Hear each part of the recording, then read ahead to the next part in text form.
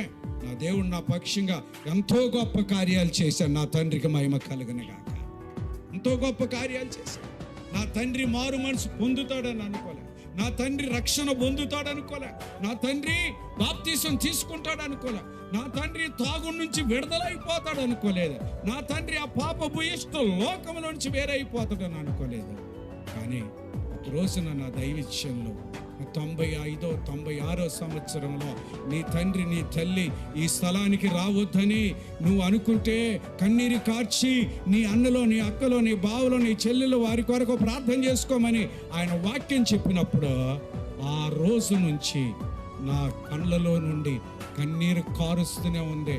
ఏ రోజు నా తండ్రిని రక్షిస్తావు? ఏ రోజు నా తల్లిని రక్షిస్తావు? ఏ రోజు నా అన్నల్ని రక్షిస్తావు? ఏ రోజు నా వదిలను రక్షిస్తావు? ఏ రోజు నా అక్కలను రక్షిస్తావు? ఏ రోజు నా చెల్లెమ్మని రక్షిస్తావు? ఏ రోజు నా నలుగురు బావలను రక్షిస్తావని ప్రార్థన చేసి కళ్ళు అలాగా అయిపోయి దేవుని స్తుతిస్తుంటే నేను చెప్పిన వారందరూ మారు మనసు పొంది రక్షణ పొంది ముంచడు బాప్తీసం నా చేతుల్లోనే తీసుకున్నారు. నా దేవునికి మహిమ కలుగునుగాక.